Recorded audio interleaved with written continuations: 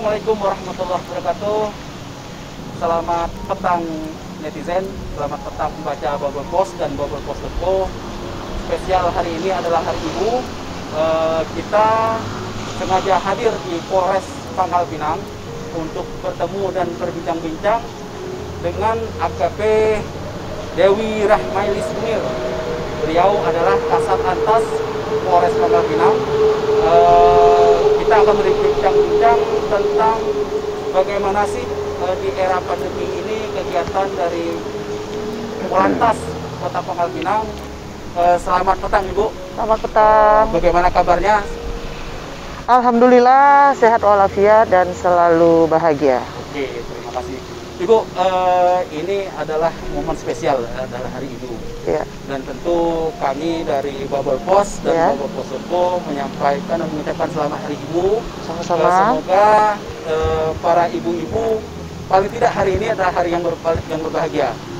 Ibu sebagai seorang wanita, ya, sebagai seorang perempuan yang memegang jabatan tinggi di Polres Pangkal Pinang ini adalah suatu kebanggaan dan kebahagiaan bagi para ibu-ibu yang lain. Ya.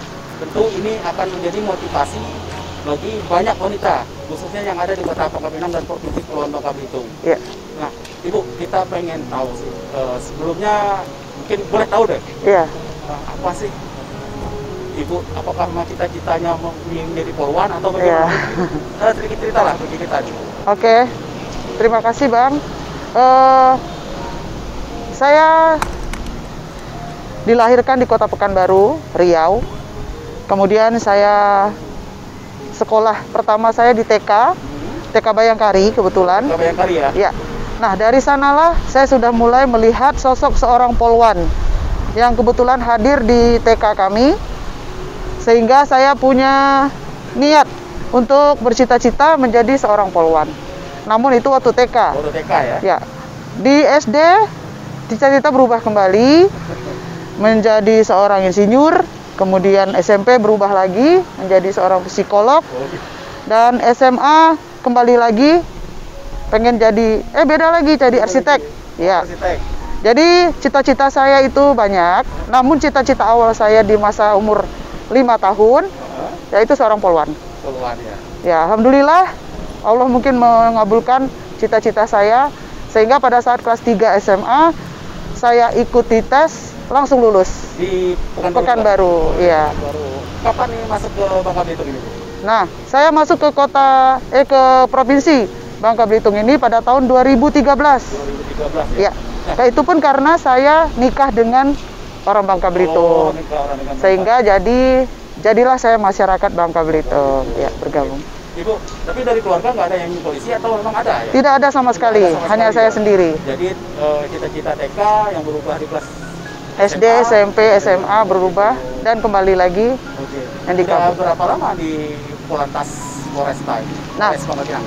Saya menjabat sebagai Kasat Lantas sudah hampir 7 bulan. 7 bulan, Sejak 6 bulan, sejak bulan Juli 2020 saya mendapatkan mandat amanah untuk melaksanakan tugas sebagai Kasat Lantas di ibu kota Provinsi Bangka Belitung.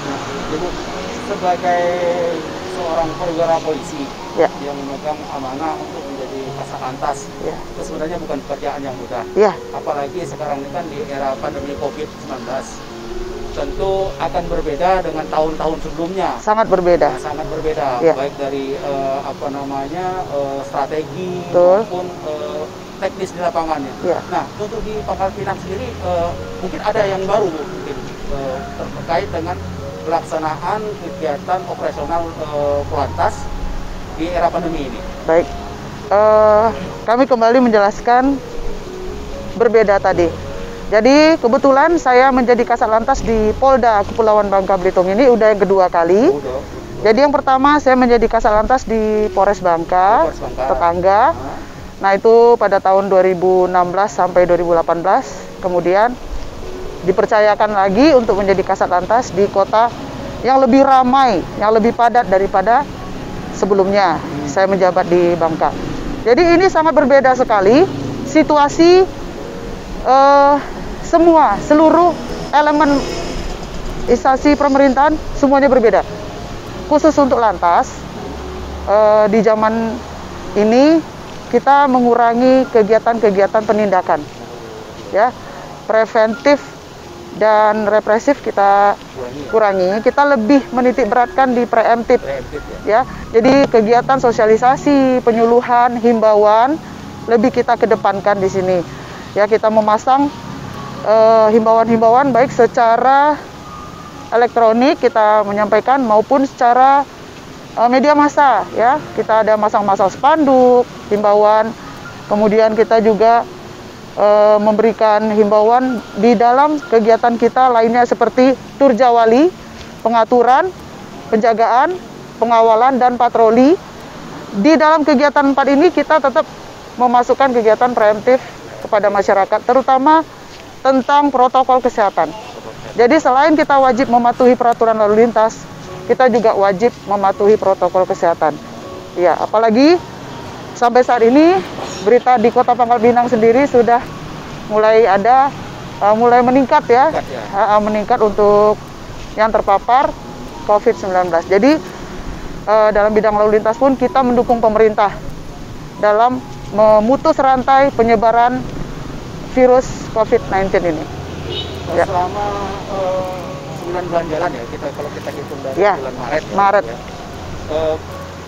sampai dengan saat ini bagaimana sih Bu tingkat kepatuhan masyarakat, terutama mungkin kalau terkait dengan alat keselamatan, mungkin itu sebagian, tapi terkait dengan masalah protokol kesehatan ini Bu. Ya, jadi untuk pengendara, ya, kalau kita fokusnya ke pengendara karena kita sebagai tupoksi kami di lalu lintas itu adalah pengendara pengguna jalan, ya, baik itu roda 4, roda 2 maupun pejalan kaki, ya. Di sini dalam kegiatan kami melaksanakan tugas rutin, kami selalu memperhatikan pengguna jalan, terutama apabila mereka tidak menggunakan masker, ya, selain tidak menggunakan helm. Jadi apabila tidak menggunakan keduanya, kita tetap lakukan teguran. Ya. Tapi nggak sampai ditilang jadi Bu, ya? Nah, untuk ditilang kita tetap ada, ya. Kita tetap melaksanakan penilangan, terutama bagi pengguna jalan yang melanggar dan rawan akan terjadinya laka lantas. Ya. Bu, mungkin ada nggak sih pengendara yang mungkin ngeyel, tidak menggunakan masker atau apa? Atau ada. Mungkin malah marah dengan para petugas, itu gimana sih? Ya. Kalau seandainya ngeyel mungkin ada, ya, tapi sampai marah tidak ada. Mereka sih pengakuannya berbagai macam. Ada yang sesak napasnya, terus belum terbiasa. Kemudian ada juga yang tidak nyaman menggunakan masker saat berkendara. Namun jika kami menemukan di jalan, kami tetap di hadapan kami wajib menggunakan. Jadi kalaupun dia tidak memiliki, kami sudah ada persediaan untuk pembagian masker kepada masyarakat pengguna jalan. Bu, kalau untuk petugas sendiri, apakah dapat support khusus untuk perlengkapan terhadap protokol kesehatan? Ya, untuk petugas terutama masker kita diberikan oleh Kapolres. Kapolres memberikan kepada personil Polres Pangkal Pinang, kita diberikan masker. Mungkin sudah yang ke-5 kalinya, 5 kali pembagian, dan dengan lambang TNI Polri, ya, yang wajib. Jadi ini merupakan seragam kami saat ini. Jadi seragam Polri itu tidak lengkap kalau tidak ada masker TNI Polri. Iya. Jadi seragam resminya gitu. Betul. Untuk saat ini dan mudah-mudahan dengan berakhirnya pandemi mungkin akan kita tidak memakai lagi gitu. Sebentar lagi kan, beberapa hari lagi kan sudah mulai masuk di libur Natal dan Tahun Iya. Baru. Mungkin ada persiapan khususnya terkait biasanya kan iring-iringan, konvoy, segala macam masyarakat itu gimana itu? Pendidikannya atau gimana itu? Ya, jadi untuk persiapan operasi Lilin Menumbing 2020 dan untuk perayaan Natal dan Tahun Baru 2021 kita sudah mempersiapkan baik personil maupun sarana dan prasarana. Namun untuk pelaksanaannya cukup berbeda dengan yang tahun lalu dan tahun-tahun sebelumnya. Karena kita masa pandemi, kita menghimbau kepada masyarakat mulai dari awal bulan lalu bahwa tidak ada kegiatan keramaian di jalan. Kalau saya terutama di jalan, jadi kita tidak akan mengizinkan untuk konvoi di jalan. terutama pada malam tahun baru. Kemudian untuk kegiatan keramaian lainnya seperti di tempat-tempat wisata dan yang lain, kita menghimbau kepada pemilik tempat wisata dan kafe, kita menghimbau. Jadi mungkin dengan kegiatan kita sosialisasi ini bisa mengurangi kegiatan di luar pada malam tahun baru. Tapi untuk kegiatan di jalan, kami akan tidak tegas apabila tetap dilakukan oleh masyarakat. Jadi selama ini memang pelaksanaan penindakan terhadap para pelanggar lalu lintas itu lebih kepada preemptifnya ya Bu ya? Iya. Nah, kemudian untuk program tahun depan, Ya. apakah mungkin strateginya masih sama dengan seperti Nah, ini atau bagaimana itu? Ya, jadi kita juga menunggu masa pandemi ini berakhir. Jika berakhir, mungkin kita akan kembali ke seperti dulu lagi. Kita akan beri penegasan, terutama kepada pelanggar-pelanggar lalu lintas yang kasat mata aja, wajib kita tilang dengan menahan apabila sesuai dengan peraturannya tidak menggunakan SIM, tidak mempunyai SIM, maka kendaraan kita tahan, kita amankan. Itu. Tapi tilangnya juga memakai e-tilang setelah dilakukan pembayaran di BRI dan persidangan di pengadilan, baru kita bisa mengembalikan. Tapi dengan syarat dia membuat SIM. Itu. Untuk di Kota Pangkal Pinang sendiri, ketersediaan perlengkapan berlalu lintas itu misalnya lampu merah atau hijau itu bagaimana? Kalau prasarana untuk rambu-rambu lalu lintas yang disiapkan oleh Dinas Perhubungan itu cukup baik di sini di Kota Pangkal Pinang, dan apabila ada kerusakan atau tidak menyala, kita komunikasi sudah baik antara lalu lintas Polres Pangkal Pinang dengan Dinas Perhubungan Kota maupun Provinsi.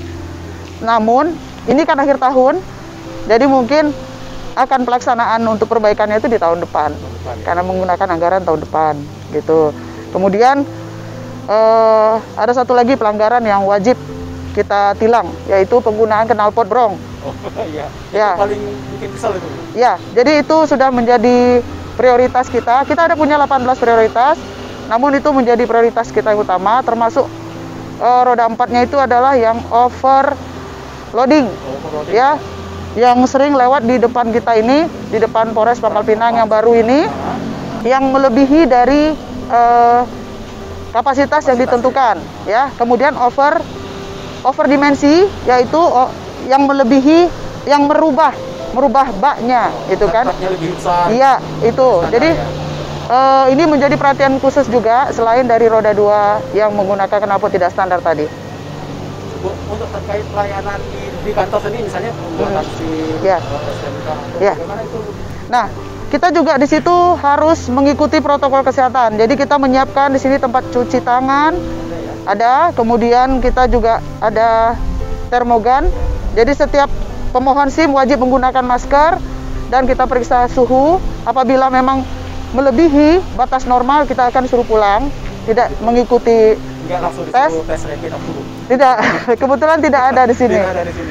Jadi kita suruh kembali lagi. Jam kerjanya gimana? Jam 8 kita buka, jam 8 sampai jam maksimal jam 11. Karena jam 12 sudah tutup buku untuk pelayanan BRI, pembayaran BRI-nya. Tapi untuk sebelum COVID juga seperti itu ya jamnya? Ya, Pelaksanaannya? kalau sebelum COVID juga sama. Sama ya? Sama, hanya tidak ada protokol kesehatan masalah cuci tangan, ya. Kemudian termogan, pakai masker, itu tidak ada. Kemudian jaga jarak, kita juga ruang tunggu kita di dalam, Ya. itu harus ada jaga jarak. Makanya kita siapkan ruang tunggu di luar, sehingga antriannya bisa menunggu dipanggil. Jadi di luar ini juga jaga jarak, di dalam lebih sedikit. Nah, kemudian untuk jumlah pemohon SIM juga dibatasi, maksimal 50 pemohon SIM setiap hari. Berapa Bu? 50 orang.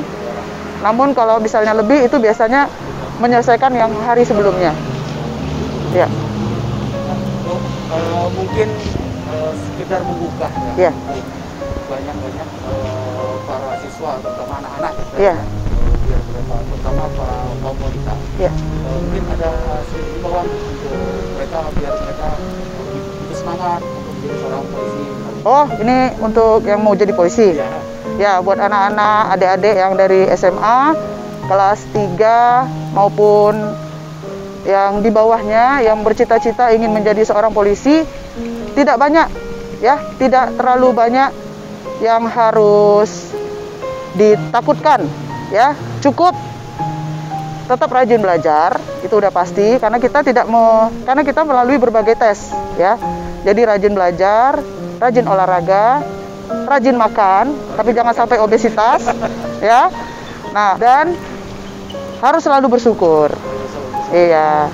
Jadi jangan terlalu ambisi, namun sudah sikut kanan, sikut kiri tidak jelas, nanti kita tidak diridhoi untuk menjadi seorang polwan gitu. Jadi adik-adik yang bercita-cita jadi polwan, jangan takut.